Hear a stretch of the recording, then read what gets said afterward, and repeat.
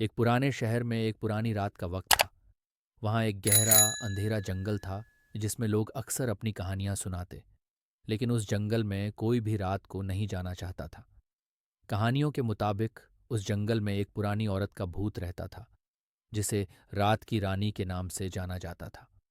लोग कहते थे कि अगर कोई इंसान उसके रास्ते पर चलने की कोशिश करता तो वो अपने मन का राज उससे पूछती थी, और अगर जवाब गलत होता तो वो इंसान कभी वापस नहीं लौट पाता।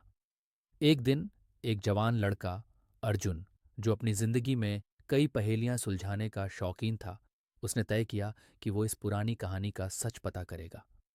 वो जंगल के बीचों बीच से गुजरने लगा जब उसने एक पुरानी छतरी के नीचे एक पुरानी औरत को बैठे देखा।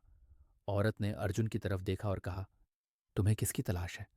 अर्जुन ने जवाब दिया, मैं सिर्फ ये जानना चाहता हूं कि ये सारी कहानियां सच हैं या नहीं। आप कौन हैं? औरत मुस्कुराई और बोली, मैं वही हूं जो तुम्हें तुम्हारे सबसे गहरे राज से परिचित करने की कोशिश कर रही हूं। तुम्हें एक पहेली का जवाब देना होगा, वरना तुम भी यहीं छुप जाओगे। फिर उसने पहेली पढ़नी शुरू की।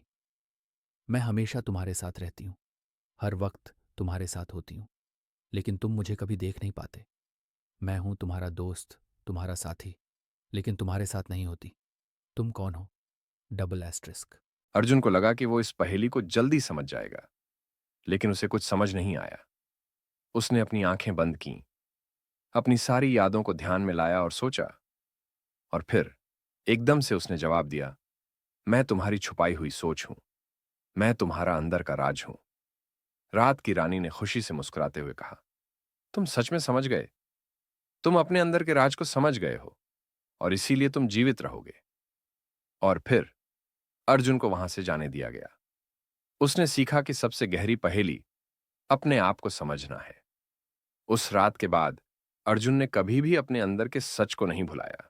उसने जाना कि हर पहेली का जवाब अपने आप में छुपा होता है, और जब इंसान अपने आप को समझता है तो वो किसी भी मुश्किल का सामना कर सकता है।